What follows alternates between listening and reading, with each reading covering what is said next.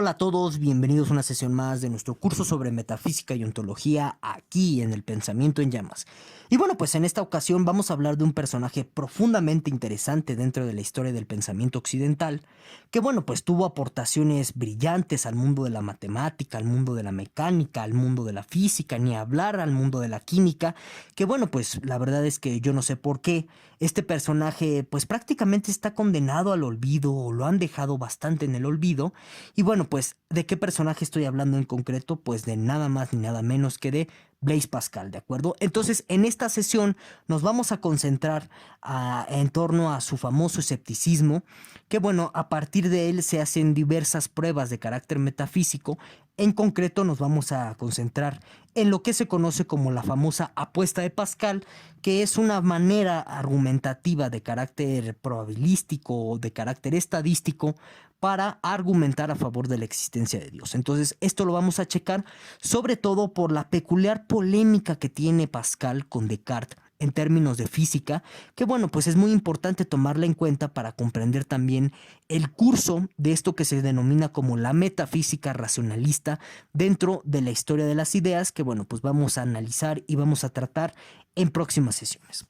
Bueno, y ya como tal, antes de comenzar, me pidieron en la sesión de Occam, cuando hablamos del nominalismo de Occam, que les presentara la formalización de este método de desnominalización que yo les presentaba. Entonces, hacia el final del video, voy a dedicar unos 5 minutos para presentar esta formalización, para explicarla y de esta manera, pues, satisfacer las dudas que tengan todos aquellos sobre esta temática en concreto. Nada más les recuerdo antes de comenzar que pueden dejarme en la caja de los comentarios todas sus dudas, sugerencias y opiniones con respecto a lo que aquí vamos a exponer. En fin, entonces, primero que nada, hablemos un poco del contexto de Pascal, porque es importante, como siempre, partir desde ahí para pues no tergiversar el pensamiento de ninguno de los filósofos, ni de ninguno de los pensadores en concreto, pues que uno quiera tratar, uno quiera interpretar, etcétera. Miren, Blaise Pascal tiene un gran problema, ¿no? Bueno, que él vivió muy pocos años.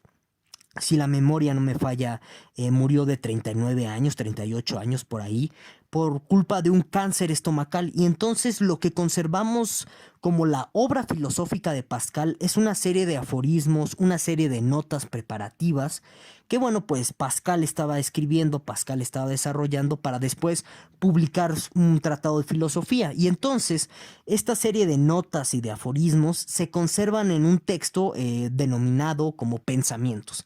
Hay muchas ediciones de este famoso texto de Pascal que bueno, pues dicho sea de paso, se sigue discutiendo, se sigue tratando de interpretar, sobre todo en cuestiones de ordenamiento de los pasajes, porque sí, o sea, lo que dejó Pascal, desafortunadamente, pues son puras notas. Entonces, ese es un primer obstáculo que tenemos a la hora en que nosotros tratamos de interpretar este peculiar escepticismo pascaliano del que les voy a hablar a continuación.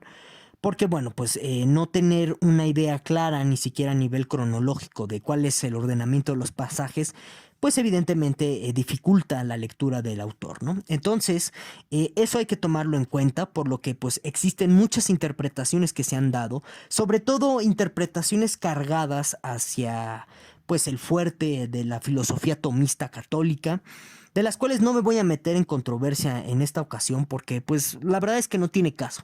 Son muchas especulaciones e interpretaciones que no llevan a lo fundamental de Pascal, ¿no? Que es comprender pues justo estos orígenes escépticos de su pensamiento, ¿no?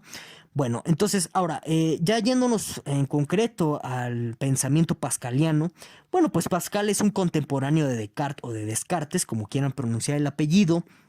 Es un noble francés que justo, miren, de pronto no llegamos a comprender la importancia que tiene Pascal dentro de la historia de la ciencia occidental, porque Pascal junto con una serie de nobles franceses van a inaugurar o van a estipular las bases y los fundamentos de lo que podríamos denominar nosotros como la ciencia francesa, que va a rivalizar con lo que se denomina como la ciencia inglesa, que bueno, pues va a encabezar un siglo después Newton, ¿de acuerdo?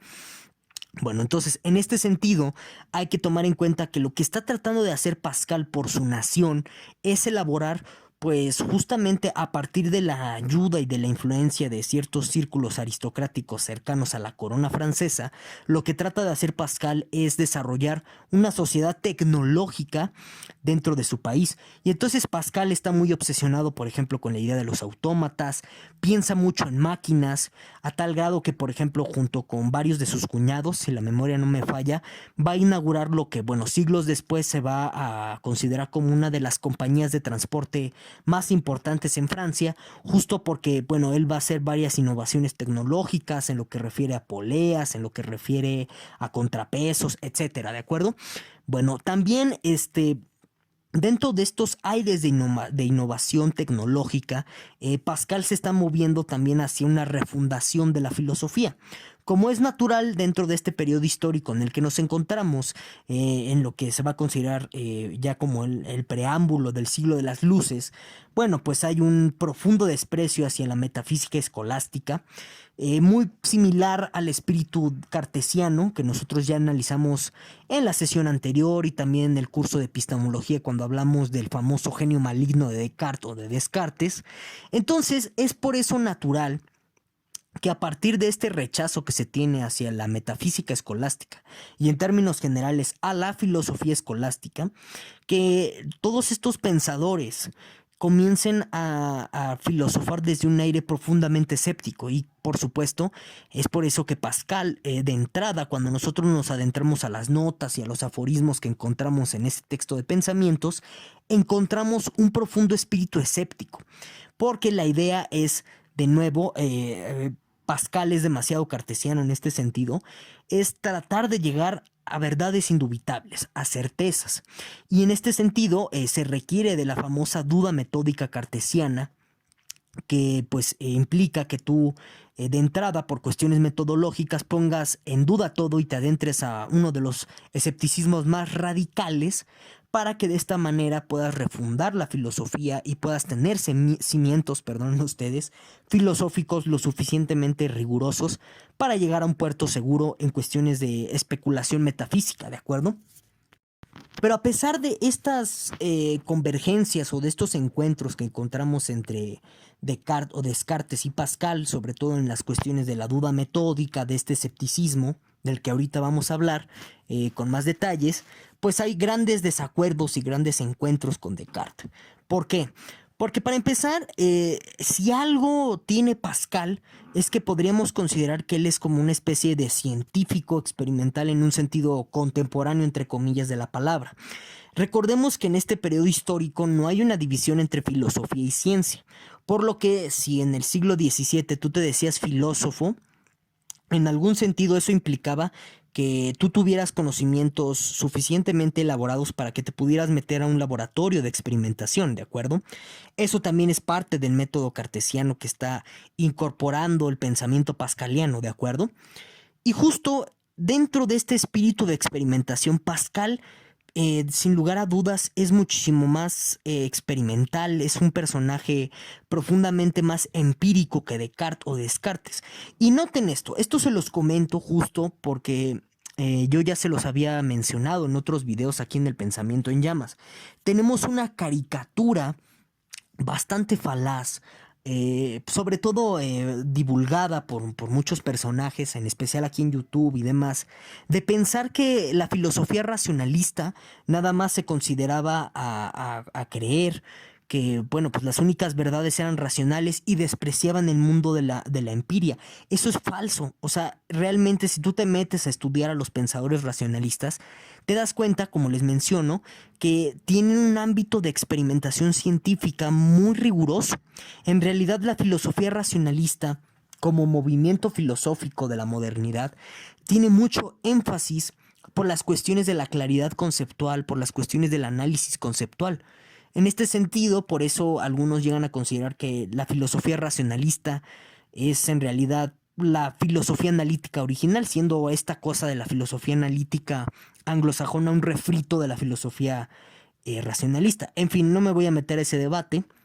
Aquí lo importante o a lo que iba es que consideremos que Descartes o Descartes es una persona que sí hacía investigación empírica, como yo se los llegaba a comentar, sobre todo en el video del curso de epistemología, cuando hablamos del famoso escepticismo cartesiano.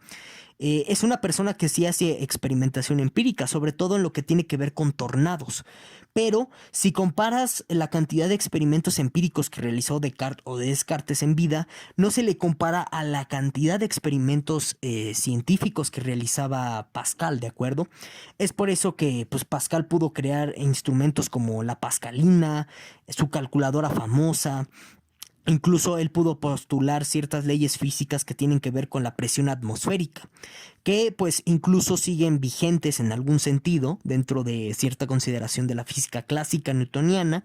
Y bueno, pues también gracias a ese gran ánimo, perdonen, de experimentación científica, pues Pascal va a entrar en contacto con grandes ingenieros del mundo italiano como Torricelli, por ejemplo, ¿no? Bueno, entonces, justo un gran punto de desacuerdo que tiene Pascal con Descartes se da a partir de sus experimentaciones científicas. Porque bueno, pues en estas experimentaciones científicas, Pascal descubre un peculiar fenómeno que sucede, por ejemplo, al sumergir una especie como de pajilla o de popote en un vaso de agua que tiene que ver con una cuestión de presiones del aire con respecto a los fluidos. Pascal se da cuenta, por ejemplo, que se siente diferente el aire en una montaña dentro de una casa, que si por ejemplo esta casa está a nivel del mar. Y entonces de esta manera Pascal comienza a hablarnos de un fenómeno muy curioso que se conoce como presión atmosférica. Básicamente la presión atmosférica es la fuerza. Todavía no existe en este contexto histórico como tal el concepto de fuerza, pero pues ya la podemos explicar contemporáneamente a la presión atmosférica como la fuerza o la presión que ejerce el aire sobre ciertos cuerpos, ¿no? Y esta va a ir variando, va a ir cambiando de acuerdo al nivel del mar. Al que esté ubicado este objeto o este cuerpo en concreto, ¿de acuerdo? Bueno, entonces Pascal se da cuenta de la existencia de esta presión atmosférica y entonces también comienza a percatarse de que, por ejemplo, ciertos contenedores que retienen cierto vacío hace bueno, pues la presión atmosférica se vea modificada, la presión atmosférica que cae sobre ellos. Entonces, en este sentido, Pascal comienza a decir, ¿sabes qué? Descartes o Descartes está equivocado, el vacío existe. A tal grado que gracias a que existe el vacío es que tú tienes diferentes fenómenos con respecto a esto que se conoce como presión atmosférica. Eso es lo que decía Pascal. Y bueno, en este sentido, por eso hay un profundo desacuerdo que tiene Pascal con Descartes o Descartes con el tema del vacío en la presión atmosférica, que bueno, si ustedes recuerdan la sesión de la semana pasada cuando hablamos del mecanicismo de Descartes, esta cuestión de la negación del vacío de Descartes viene dada por su metafísica, en concreto con la cuestión de la res extensa, en donde Descartes nos decía que pues la característica o la cualidad primordial de los cuerpos es su extensión, o sea que ocupan un lugar en el espacio, perdón, a lo largo, a lo ancho y a lo profundo. Entonces, es a partir de esta metafísica que Descartes o Descartes niega el vacío. Por lo que si Pascal está afirmándonos el vacío, empieza él a sospechar que hay algo mal con la metafísica de Descartes o de Descartes. Y es por eso que él comienza, de nuevo, a partir de la duda metódica cartesiana, de este escepticismo, a replantear toda la metafísica cartesiana.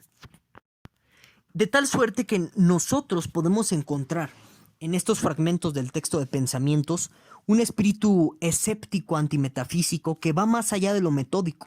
¿Y por qué les digo que va más allá de lo metódico? Por los diferentes pronunciamientos que de pronto encontramos en el texto de pensamientos de Pascal. Entonces, uno muy famoso es este que pueden ver ustedes en la pantalla. Es tan famoso que ya hasta lo encuentran en Wikipedia. Entonces, pues se los voy a leer para que vean en qué consiste este escepticismo antimetafísico tan radical de Pascal, que justo se viene dado, o bueno, viene iniciado por la cuestión del vacío. Por afirmar que existe el vacío, bueno, por comprobar empíricamente que hay un elemento llamado vacío jugando en la presión atmosférica, cuestión que, pues como les comento, lleva a cuestionar a Pascal la metafísica de Descartes o de Descartes, ¿de acuerdo? Entonces, vamos a leer este pasaje que pueden ver ustedes en pantalla. Dice Pascal: yo no sé quién me ha puesto en este mundo, ni qué es el mundo, ni qué soy yo. Me encuentro en una terrible ignorancia de todas estas cosas. No sé lo que es mi cuerpo, ni mis sentidos, ni mi alma, ni siquiera esta parte de mi yo que piensa lo que digo, que reflexiona sobre todo y sobre sí misma, y que no se conoce a sí misma mejor que el resto.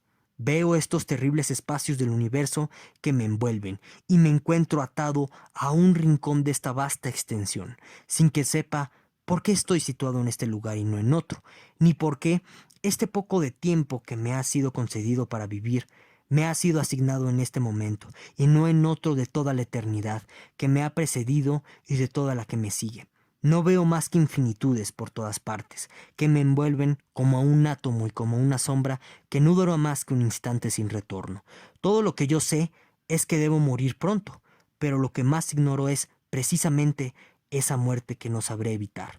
Como no sé de dónde vengo, tampoco sé a dónde voy, y solo sé que al salir de este mundo caeré para siempre, o en la nada, o en las manos de Dios irritado, sin saber a cuál de estas dos condiciones debo estar eternamente sujeto.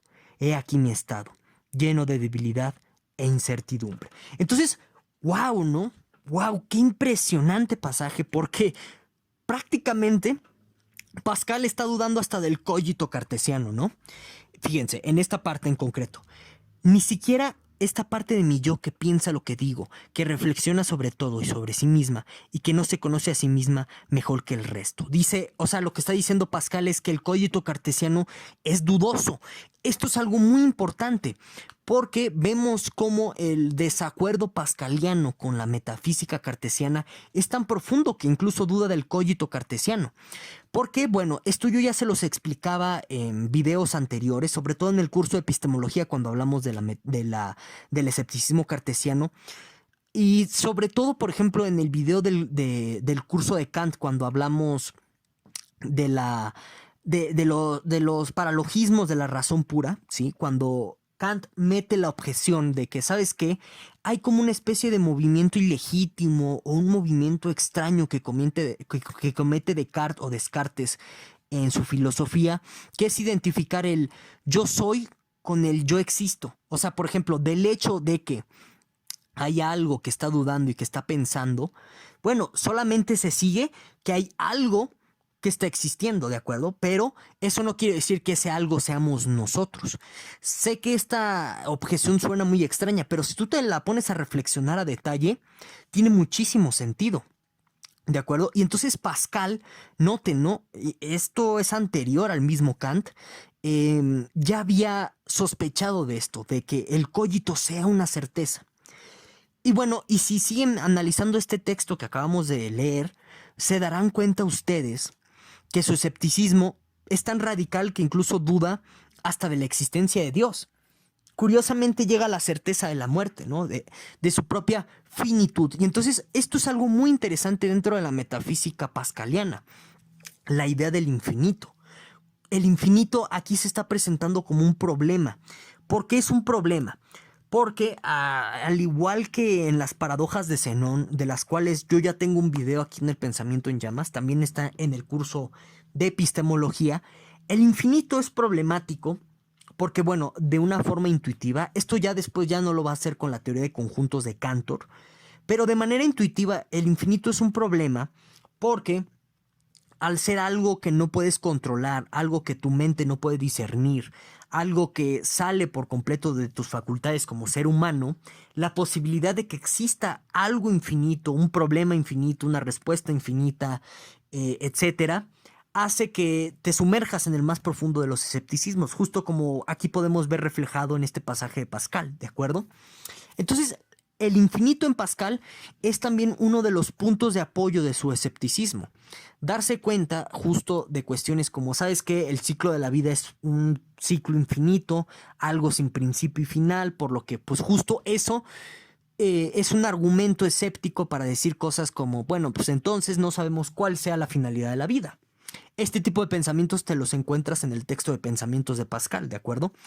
O cosas como la felicidad, ¿no? O sea, cosas como, pues es que deseas siempre algo nuevo y cuando tienes eso sigues deseando de manera infinita. Es otro argumento para decir que no sabemos cuál es el sentido de la vida. Entonces, así es como está operando la idea del infinito en Pascal, ¿de acuerdo? Bueno, entonces, en este sentido, quiero que noten ustedes cómo el escepticismo pascaliano llega hasta la duda de respecto a Dios mismo. Y por supuesto que esto es profundamente problemático para una iglesia que de entrada está cada día perdiendo más poder en este contexto histórico, y también es problemático bajo la formación janesiana que tiene Pascal con respecto al catolicismo, ¿de acuerdo? O sea, Pascal sí es un ferviente católico. Esto lo podemos ver reflejado en sus textos. Por lo que, a pesar de que racionalmente su escepticismo lo esté llevando a dudar de Dios, de su posible existencia, pues él se está negando constantemente a aceptar esa posibilidad. Por lo que hay que comprender lo que ahorita vamos a ver a continuación como la apuesta de Pascal, como un intento de un ferviente católico por tratar de conciliar fe y razón, ¿de acuerdo? Entonces, ¿en qué consiste esta famosa prueba de Pascal? Bueno, pues es muy fácil o muy sencilla comprenderla, pero a la vez hay que reconocérselo, es bastante original, ¿de acuerdo? Aquí lo que vamos a usar es la probabilidad, ¿no? Entonces, pues conforme en cada casilla nosotros vamos a tener una probabilidad de 50-50, ¿no? Entonces, la casilla la pueden ver aquí en su pantalla y es muy fácil comprenderla, ¿de acuerdo? No se preocupen, se las voy a explicar paso a pasito. Entonces, vámonos a la columna izquierda, ¿sí? En donde aparecen estos dos renglones, creo en Dios o no creo en Dios. Entonces, eso es lo primero que nos plantea Pascal. Dices, a ver, frente a la idea de Dios, a la existencia de Dios, nosotros como seres finitos que pues, nos vamos a morir algún día, tenemos dos posibilidades. Una, creer en Dios, o dos, no creer en Dios, ¿de acuerdo? Te puedes volver un ferviente católico o un ateo de lo peor, ¿sí? Esas son las dos posibilidades que tenemos. Eso es lo que vemos en la columna de la izquierda. Ahora, existen dos posibilidades en la realidad y eso es lo que vamos a ver en la columna horizontal, ¿de acuerdo? Por un lado tenemos la posibilidad de que Dios exista, ¿de acuerdo?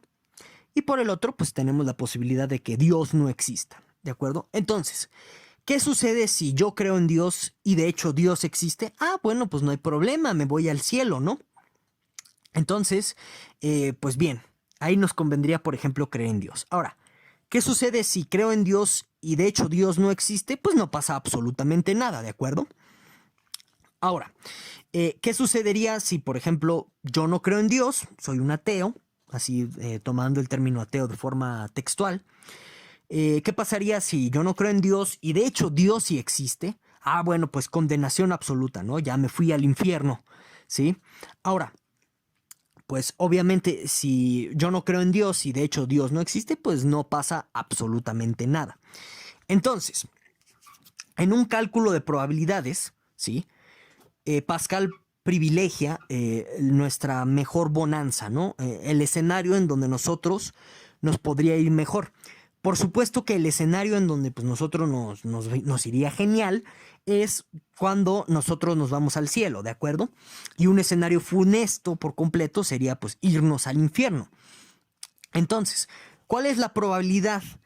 O bueno, ¿cuál es el escenario más probable o más benéfico para nosotros en esos términos?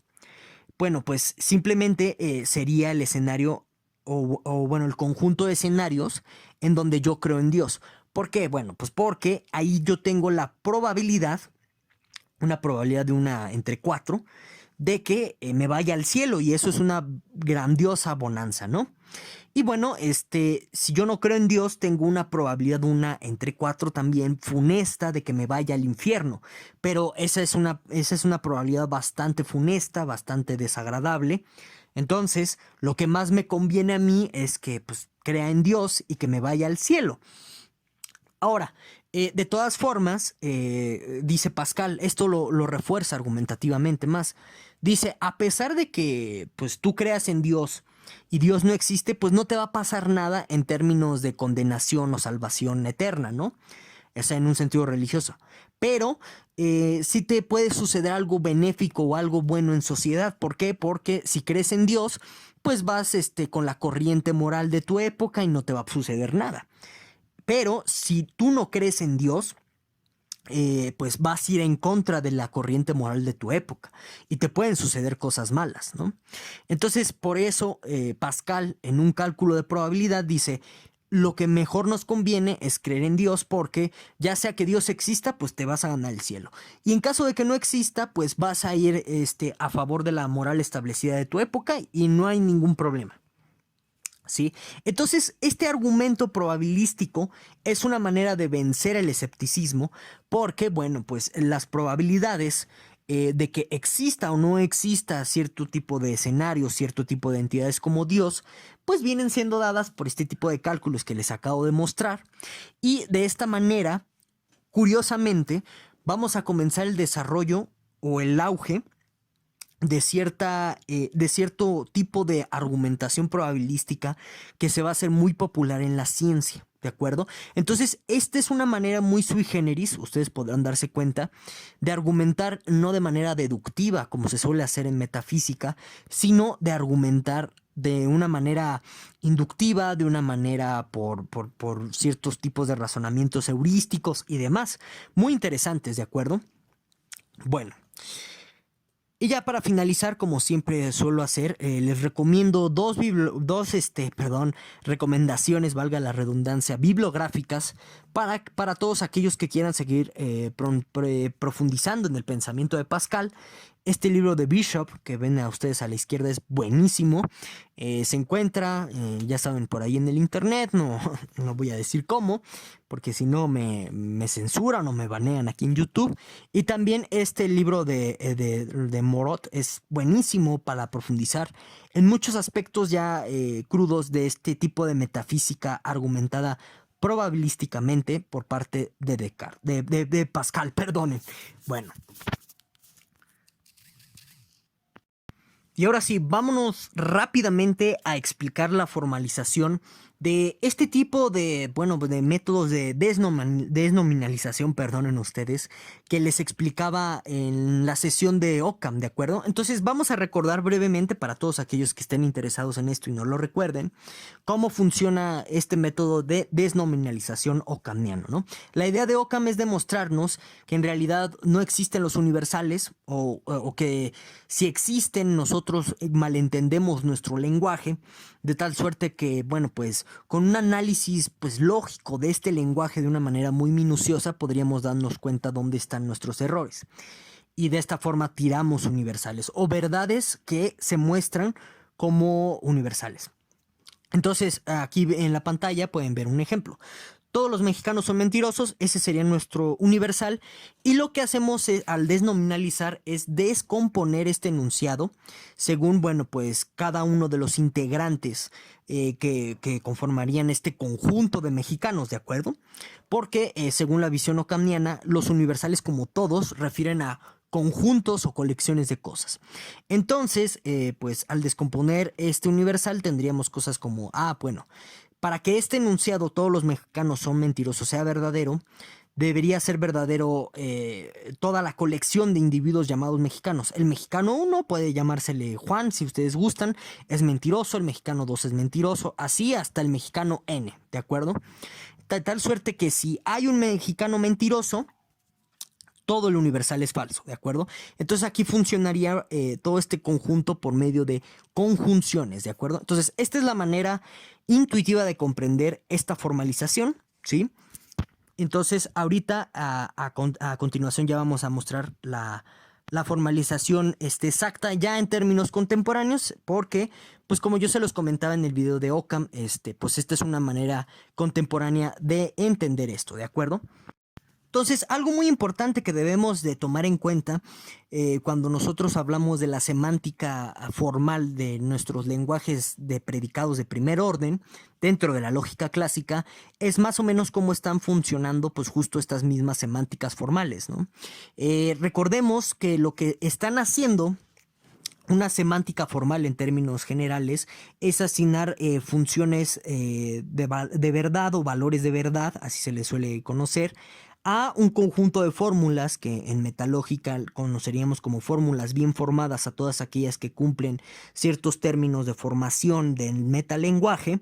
Y bueno, con ello, una vez que ya tenemos todo eso, se asigna un conjunto de valores de verdad que bajo las funciones de verdad se les va asignando uno y solamente un valor. Así funcionarían nuestras semánticas bivaluísticas o bivaluadas, como quieran llamarles, dentro de la lógica clásica. Entonces, en un lenguaje de primer orden está funcionando más o menos igual, nada más que con una diferencia muy importante. Tiene que ver con la n-areidad, así se le conoce, de tal suerte que en un dominio de valores de verdad X determinado, lo que está sucediendo ahí es que, bueno, pues cada una de las proposiciones toma una y solamente una de esas proposiciones, toma uno y solamente uno de los valores dentro del dominio de valores de verdad, y de tal suerte que siempre vamos a tener funciones biyectivas, ¿de acuerdo? Bueno, y entonces los cuantificadores universales están funcionando como biyecciones que van de las proposiciones a estos valores de verdad, pero también están funcionando los cuantificadores universales como n-airados. ¿Qué quiere decir de esto de n-airados? Bueno, simplemente lo que quiere decir es que tienen una cuantificación así intrínseca y restricta, ¿de acuerdo? Entonces, eso en términos formales, cuando tenemos cuantificaciones irrestrictas, nosotros al final del día, a la hora de la modelación o de la formalización de una proposición cualquiera, tenemos que volver airados esos dominios, es decir, tenemos que asignarles pues un conjunto finito, porque nosotros en primera instancia, como estamos formalizando el lenguaje natural, no podríamos formalizar toda la n-airedad. Entonces, cuando ya hagamos eso, tenemos una estructura pues bastante cerrada dentro de nuestras semánticas de primer orden, ¿de acuerdo? Y estos cuantificadores se vuelven restrictos de inmediato. Entonces, cuando tú ya tienes este valor restricto, puedes ir descomponiendo cada uno de la colección de objetos de ese dominio, lo puedes ir descomponiendo hasta que obtienes pues todas las fórmulas bien formadas a las cuales se estaría refiriendo en concreto la función biyectiva. Y ya cuando tienes ese dominio bien formado, con la descomposición de esas funciones, puedes formular o puedes pasar una modelación sintáctica en donde pues tú ya tienes todas las proposiciones que compondrían ese dominio, y bajo el modelo de la desnominalización sigue jalando más o menos como sucedería en el lenguaje natural. Entonces aquí en la pantalla, bueno, pues ustedes pueden ver un ejemplo de cómo se quedaría esta formalización sintáctica en términos del lenguaje de la lógica de primer orden clásica de una desnominalización. Entonces, esta es la fórmula general, les recuerdo, porque, como les mencionaba anteriormente, bueno, pues nosotros necesitamos una areidad, o sea, un conjunto finito de objetos para que la modelación del lenguaje natural pueda funcionar. De otra forma, pues es prácticamente imposible. Ahora, en el caso de las denominalizaciones, como en enunciados de todos los mexicanos son mentirosos, no hace falta que nos preocupemos tanto por el tamaño del conjunto, ¿sí? Su cardinalidad, como se le suele denominar, porque simplemente necesitaríamos demostrar que una de las proposiciones es falsa para que todo el cuantificador deje de funcionar. Entonces, pues aquí tendrían la formalización, más o menos así funcionaría. De tal suerte que, justo como les digo, pues este conjunto está representado sintácticamente, ¿sí?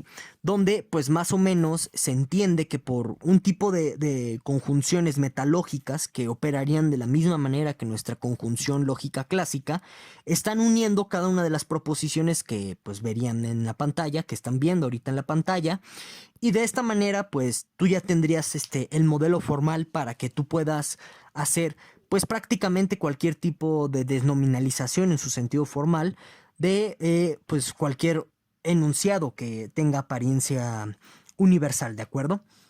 Bueno, entonces cualquier duda, comentario, crítica o sugerencia, pues ya sabes que me las puedes dejar aquí en la caja de los comentarios. Y sin más, pues yo me despido. Muchísimas gracias por ver.